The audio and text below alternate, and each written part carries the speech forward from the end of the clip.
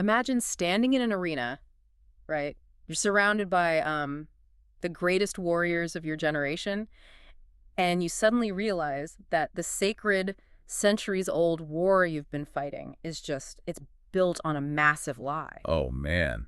Yeah, that is a heavy realization. Right. I mean, you've bled, you've lost friends, you've literally sworn your life to protect humanity from these immortal monsters. Exactly. And then the new queen stands up and just drops a bomb on everyone. She Right. tells you the monsters aren't just at the gates, they've been sitting on the throne the entire time. It is the ultimate collapse of reality for these people. I mean, you Right. build an entire society around a very strict binary concept of good and evil. Yeah, black and white. Right.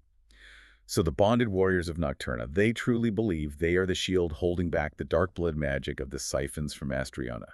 That is their whole identity. Welcome to today's deep dive, everyone. We are jumping straight into the world of Nocturna, specifically looking at the events of Furybound. Yeah, the second book in the Wolves of Ruin series. Exactly. And we're going to unpack the brutal civil war that erupts, the corrupted magic system, and, well, the terrifying reality of what happens when the institutions meant to protect you are actually weaponized against you. It's such a complex situation. Yeah. Because, we have Maren Sturmfrost. She's this former street fighter who was very reluctantly crowned queen and alpha of the Strategos pack. Right. She bonded with that massive silver-white direwolf, Anessa. Yes. And Maren reveals that the recently deceased King Cyril and his son, Prince Killian, actually carry the bloodline of a siphon usurper. Which is just wild. It's like finding out the CEO of a top cybersecurity firm is actually the world's most notorious hacker. It is a perfect analogy. And the psychological whiplash of that is just catastrophic for the bonded. Right, because Maren totally expects this revelation to unite the bonded against Prince Killian, but instead, it literally triggers a riot. Why does it backfire so badly? Well, you really can't ask a group of highly trained, heavily indoctrinated zealots to just instantly abandon centuries of their core doctrine. Yeah, that makes sense. It's too much, too fast. Exactly. When people face that level of cognitive dissonance, the human brain desperately looks for an off-ramp. Any excuse to not believe the world-shattering truth. And a rival warrior named Jonah seizes that exact vulnerability, right? Yeah, absolutely does. He starts pacing his direwolf around the arena, really playing to the crowd's fear and confusion. He calls Maren a gutter-born liar and a king killer. He's giving them a much easier pill to swallow. Yes, a comfortable lie. He reminds them that King Cyril funded the war against the siphons. So he asks the crowd, why would a siphon finance a war against his own kind? Which honestly, on the surface, sounds like a pretty logical question to a panicked crowd. Oh, completely. It provides the psychological safety they're craving in that moment. Mm. It's far less terrifying for these warriors to believe that Maren is just this power-hungry manipulator who usurped the throne. Rather than accepting that their entire life's purpose was orchestrated by the very monsters they've been fighting. Exactly. To accept the truth means dismantling their entire identity. So the arena just instantly fractures. I mean, you have massive direwolves snarling at each other, riders drawing weapons. It is an absolute melee. Just total chaos. And Maren is watching the situation spiral completely out of her control, but she holds a tool that could stop it instantly, right? The dire blade. Yeah, the dire blade. We really need to understand how invasive this artifact is. Right, it's not just a regular sword. Far from it. Mm-hmm. So the normal bonded magic relies on this voluntary, sacred, telepathic connection between a human rider and their direwolf. It's a melding of minds based on mutual respect. Like a true partnership. Yes, but the dire blade overrides that entirely. It is a master leash that forcefully suppresses the wolf's consciousness, just bending them entirely to the wielder's will. Which goes against everything Maren believes in. She hates that sword. She fundamentally believes in free will for both the riders and the wolves. She despises it, but, she's watching her people literally tear each other apart in the dirt. So out of pure desperation, she lifts the dire blade, takes a deep breath, and drives it straight down into the arena dirt. Such a powerful moment. Yeah, and she pushes this massive mental command through that magical network, just like, stop this, lay down your arms. And at first, the physics of the magic actually take hold. The combat just ceases. You can physically feel the weight of 100 wolves' minds being suppressed by the blade's power. It's just instantly heavy. The silence in the arena is described as heavy, almost suffocating. But that silence reveals something far, far more insidious. Because Maren is wearing a thrall bracelet, right? Yeah. That magical artifact with the blood-red ruby. Right? And as the dire blade's magic surges through the psychic network of the bonded, She feels that Ruby begin to physically burn against her skin. She makes this sickening discovery about the architecture of their magical communication. Yeah, the psychic network has been infiltrated. Prince Killian hasn't just been playing politics. He has used his siphon blood magic to taint the very magical infrastructure that links the riders and the wolves. He essentially hacked the mainframe of their minds. Exactly. It's described as a sickness lurking on the periphery of her consciousness. Killian's blood magic is acting like a virus within those telepathic bonds. Wow. So Marin realizes that as long as the dire blade is intact, this master leash can be exploited by Killian. Yes, he can use the royal magic to bypass their free will and just enslave the entire bonded army. Talk about a horrific leadership dilemma. Do you maintain this ultimate weapon of control to stop the immediate violence, knowing the enemy is already inside the system? Or do you destroy the master leash, grant your people true free will, and just accept the absolute chaos that is definitely going to follow? And Marin makes the only choice she can live with. She chooses free will no matter the cost. She channels her energy and literally shatters the dire blade. The ancient sword just bursts like glass. And in doing so, she permanently severs that master control mechanism, preventing Killian from blanket dominating the wolves. But as you'd expect, the immediate fallout is totally disastrous. Right, because the moment that magical suppression lifts, the illusion of order just evaporates. The wolves are thrown into severe disorientation. The hierarchy is broken. And Jonah sees his opening. Yes. Jonah, seeing Marin drop her ultimate weapon, just rallies a dozen of his allies, and they charge directly at Marin with lethal intent. And this is where we see a really fascinating theme emerge. The physical manifestation of profound psychological trauma. Because Marin panics. Right. She panics completely. And in that moment of mortal terror, this mysterious magic awakens within her. Her shadow magic. And this isn't the standard tactical communication magic of her Streetos pack. No, this is something entirely different, and it activates without her conscious consent. The mechanics of this scene are incredibly disturbing. She throws her hands up protectively, just mentally screaming for them to stop. But the magic doesn't respond to her desire for restraint. It responds to her deeply buried, unaddressed rage. A massive wave of dark shadow just explodes outward, and for a split second, she feels this terrifying relish, this dark satisfaction rising violently to the surface. Right, and then it completely overrides her control. The shadows behave almost like sentient predators. They physically wrap themselves around the charging riders and their massive direwolves. We're talking about a dozen heavily armed warriors and beasts being lifted effortlessly into the air. It's brutal. The shadows slither into their open mouths to stifle their screams. Marin is begging her own magic to release them, but the shadows do not listen. There is this loud, echoing snap across the arena. The shadows simultaneously break the necks of the riders and the wolves. They just drop dead onto the dirt. A dozen bonded lives extinguished in a fraction of a second. Marin is left physically shaking, just staring at her own hands in absolute horror. And the brutal irony of this entire sequence is that Jonah, the instigator, the guy who incited the riot and led the charge, he actually survives the blast. Wait, I really want to look at this from Jonah's perspective, or like any civilian watching from the stand. Okay, let's look at it. Jonah points at the pile of corpses and screams to the crowd, "See what she is! This is what Killian warned us about, an uncontrollable evil who will destroy us all." Right. Then he flees the arena. But isn't he entirely justified? Marin just accidentally vaporized a dozen of her own people using dark magic. If you're standing in that arena, Marin is clearly the villain. Oh, from an external, observable standpoint, Jonah's conclusion is completely rational. He is providing empirical evidence to support Killian's propaganda. That's the tragedy of this moment. She inadvertently validates the worst fears of her political enemies. Exactly. She officially earns the moniker, the Mad Bitch of Sturmfrost. Yeah. But if we analyze the mechanics of why this happened, it points directly to untreated trauma. Because her past is just a litany of unresolved horrors. Yeah. Her younger sister, Ciela, was imprisoned and physically transformed. She recently watched her closest friend, Isabel, die a very violent, meaningless death. Marin has spent her entire life compressing her anger, locking it away in a mental vault just to survive her circumstances. But trauma cannot be indefinitely contained. In Nocturna, the magic system serves as an amplifier for the subconscious. Right, because she hasn't processed her grief or her fury, her magic becomes reactive rather than proactive. Her shadow magic is literally her suppressed PTSD, manifesting as a physical weapon. It lashes out to protect her in the most primal, destructive way possible, simply because she hasn't learned to consciously direct it. Her direwolf, Anassa, actually tries to help her navigate this later, right? Anassa tells her, do not stifle your anger because someone told you it wasn't polite or proper. Anger can change the world when wielded correctly. Yes, but in the arena, Marin is being wielded by the anger, not the other way around. To fully grasp the emotional weight of Marin's internal struggle, we have to look at how she processes the immediate aftermath of this violence. Right. The narrative takes us away from the political maneuvering and really grounds us in the visceral human cost of the conflict. Specifically during the funeral for her friend Isabel and Isabel's direwolf, Esteo. The funeral scene is an absolute masterclass in establishing stakes.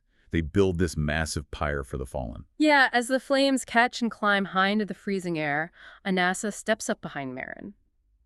And then something incredible happens across the pack. All the gathered direwolves form a massive, unbroken ring around the roaring fire. And one by one, they lift their heads and begin to howl. It's described as this wild, haunting sound that reverberates through the telepathic bonds. It is a collective, communal expression of grief. The wolves are processing the loss of a packmate in a way that humans often really struggle to do. They hold that note of mourning as the flames burn on, and the howls eventually fade until there is nothing left but the crackle of the logs. And Marin is just standing there, completely consumed by guilt. She's drowning in the thought that if she hadn't gotten involved in the royal succession, Isabel would still be breathing. The grief is physically constricting her chest. And Anassa, feeling this through their bond, delivers a devastatingly necessary lesson about the reality of command. Anassa tells her, fair or not, you must become a place for others to rest their heartbreak. You cannot lose yourself to it too. Wow. That is the crucible of leadership right there. It really is. When you are the alpha, when you are the queen, you have to absorb the collective trauma of your people without letting it shatter your own foundation. You have to compartmentalize the pain to remain functional, which is just an agonizing psychological burden. And while Marin is grappling with this immense internal burden in the royal city, the kingdom itself is rapidly tearing apart. The Civil War has officially ignited, and we shift focus to the front lines, where the consequences of Killian's corrupted magic are manifesting in horrifying ways on the battlefield. We really need to examine the combat operations led by Sigrid Therian. Sigrid is a vital figure. She holds the rank of Sovereign Alpha. Yes, which means she sits at the absolute pinnacle of the bonded military hierarchy. She possesses a unique, amplified magical frequency that allows her to communicate telepathically, not just with her own wolf, but with the wolves of all the different packs across the kingdom. She is a hardened, uncompromising veteran. She is out there in the freezing mud, leading the loyalist forces against the defectors who sided with Killian. And during a particularly savage skirmish, she comes face-to-face with Tormund. Now, Tormund is the alpha of the Phylax pack. For those listening, the Phylax are the defenders, the warriors whose specific magic involves conjuring heavy magical shielding. But Tormund has defected to Killian's side. And the betrayal itself is a severe blow. But the true horror lies in how Tormund is fighting. Right. When Sigrid engages him, she notes that his gaze is oddly dulled. He isn't fighting with the fierce, conscious conviction of a rebel. He is fighting like an automaton. He's wielding this massive mace, just methodically crushing wolves and riders, completely dead behind the eyes. This is the physical realization of what Marin sensed in the arena. Killian's blood magic, likely channeled through a thrall bracelet or one of those magical jewels known as a tear, has completely hijacked Tormund's mind. It is the ultimate violation of their culture. The bonded revere the willing, synergistic connection between minds. To have your consciousness overridden, to have your body puppeted to slaughter your own comrades against your will, it is a psychological nightmare. And Sigrid understands instantly that Tormund is going to bulldoze through the loyalist lines, and she has to put him down, regardless of his lack of agency. The ensuing duel is so visceral and desperate.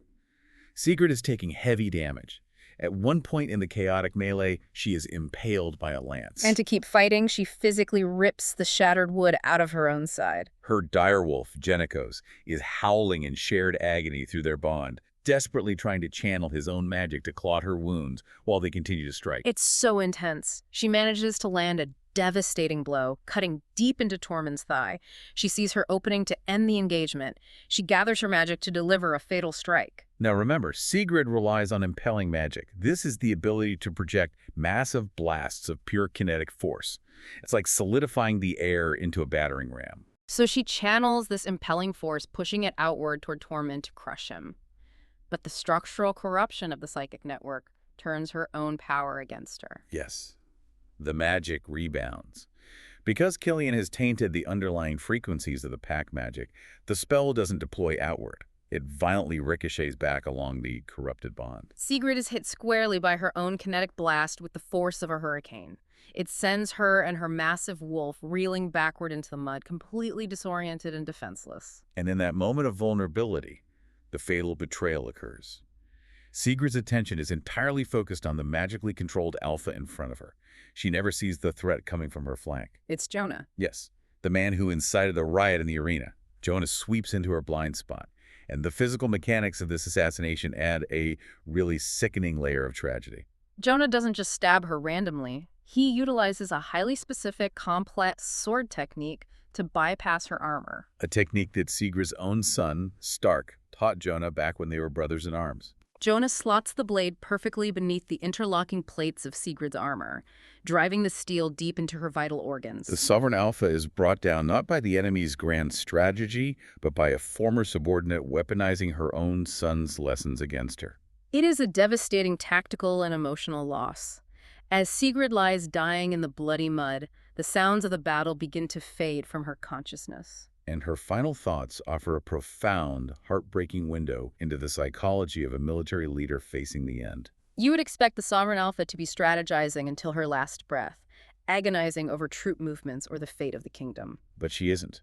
As she tastes her own blood, her mind narrows entirely to her son, Stark. She knows the wound is mortal, and in those final seconds she is consumed by a sudden, terrifying regret regarding how she raised him. Because Sigrid deliberately kept Stark at an emotional distance his entire life, she was demanding, cold, and relentlessly critical.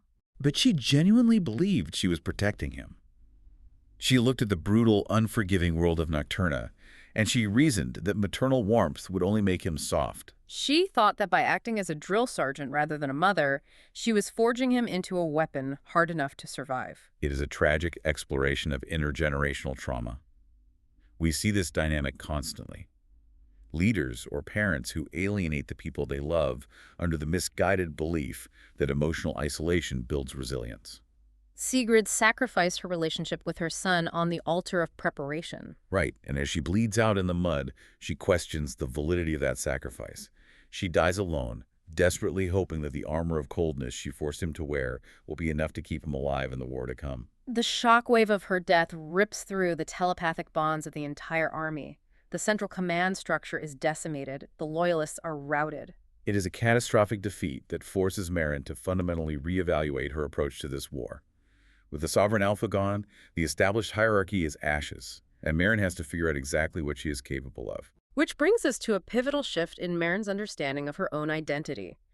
She discovers that her mysterious, destructive shadow magic isn't an anomaly. No, it is the signature of her true lineage. Meryn isn't merely an alpha of the Strategos pack. She is the genetic and magical heir to the ancient line of the Sturmfrost queens. And the implications of that lineage are absolutely staggering. Let's break down the magic system for a second. In Nocturna, magic is rigidly segmented. Right. The Strategos handle telepathic communication and foresight. The Deimos use kinetic impelling blasts. The Cryptos use rifting to bend light and conceal themselves. And the Phylax generate protective shielding. But as a Sturmfrost queen, Meryn possesses a genetic overlap of all these abilities. She is a walking convergence of the entire magical spectrum. Her shadow magic, the shade bending, is essentially a wildly amplified, corrupted version of these foundational powers. She can manipulate physical reality with shadows, shield her allies, project force, and bend light. She is effectively a one-woman army, wielding a concentration of power the kingdom hasn't seen in generations. But discovering you possess godlike power doesn't alleviate the psychological burden. It magnifies it. Oh, absolutely. And right as Meryn is coming to terms with this, she experiences a quiet, profoundly unsettling vision that reframes the entire context of their universe. She shares this vision through a magical artifact, an opal known as a tear with an incredibly unlikely counterpart, Lucian, the Siphon King of Astriona. Remember, this is the sovereign of the enemy kingdom. The immortal monsters, the bonded, have fought for centuries. Through this magical connection, they witness a glimpse into the distant past, into the very origins of their world's central conflict. And Lucian, analyzing the vision, proposes a theory that introduces a crushing wave of existential dread. He looks at Marin and suggests that the entire centuries-long holy war between Nocturna and Astriona hasn't been a desperate struggle for survival between good and evil. He theorizes that it has been a manufactured game. Lucian explicitly says, if I'm being honest, we were all nothing but expendable toy soldiers, pawns in a power struggle between immortal brothers who cared nothing for how many lived and died at their whims. Can you imagine the psychological devastation of that concept? It's unthinkable. Generations of your people have been slaughtered. You've built your entire culture, your military, your religion around this sacred duty to hold the line against the darkness. And then you discover that your foundational myth is the equivalent of two ancient deities playing chess, just knocking pieces off the board for their own amusement. When this realization bleeds through the communication bonds, you hear the sheer desperation in the voices of the other riders. A bonded named Vena literally begs over the psychic network, "Tell me I misheard that. Surely this entire war hasn't been so meaningless." It is the ultimate form of institutional betrayal. The very purpose of their suffering is invalidated. But Marin doesn't have the luxury of paralyzing existential dread right now. Killian's corrupted forces are advancing on a settlement called Linsfall. The enemy is at the gates, and Marin finally decides to stop running from the terrifying reality of her own power. She realizes that her fear of becoming a monster is exactly what is preventing her from protecting her people. When she faces down the line of traitor bonded attacking the settlement, she looks at them and makes a cold, deliberate distinction. She thinks, not my people, not mine. She fully embraces the Sturmfrost lineage. She channels her fury, but this time it isn't a reactive explosion of panic like in the arena. It is intentional, highly concentrated destruction. She points her hand at the advancing enemy line, gives a massive shout, and literally rips the physical earth apart. The mechanics of the spell known as the Fissure are just staggering. She generates a localized maelstrom of gravity and shadow. The earth yawns open into a massive cavern of pure blackness.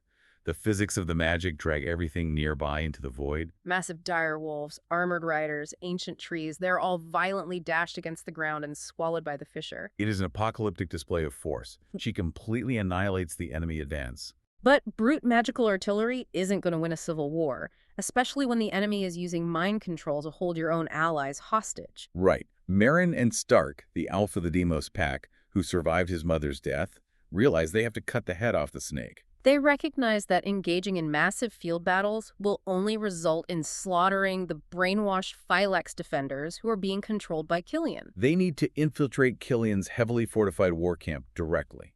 Their primary objective is to locate and neutralize Tormund, the puppeted Phylax Alpha, and shatter the magical hold Killian has over that specific pack.